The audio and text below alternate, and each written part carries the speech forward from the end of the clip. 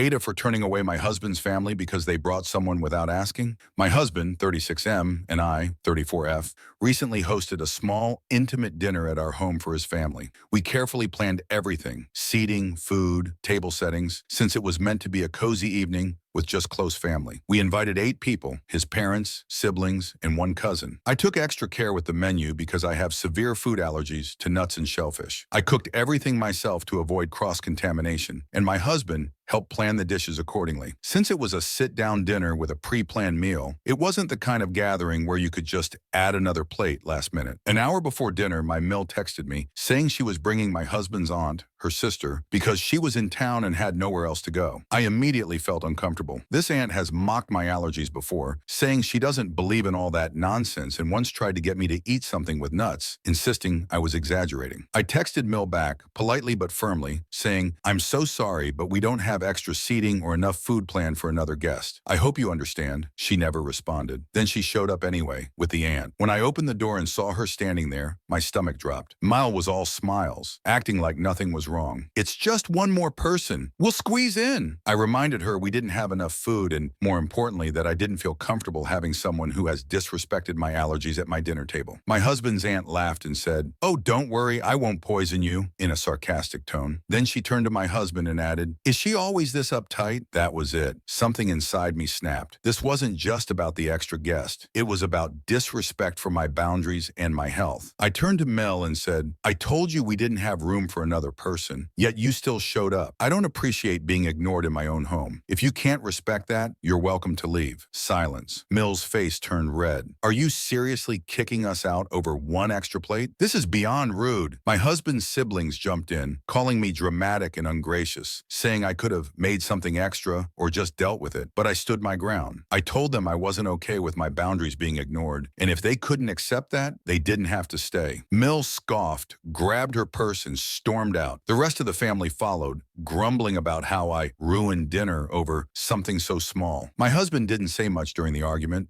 but after they left, he told me he understood my frustration. But he also said he wished I had handled it differently to avoid this huge rift. Now his family is furious with me, saying I was cold, inhospitable, and made a scene over something trivial. Mile even called my husband later, saying she was hurt that we chose to humiliate her over something so minor. My husband still supports me, but he admitted he wishes I had handled it differently. So, AITA for refusing to accommodate an unexpected guest and making them leave when they ignored my clear boundaries?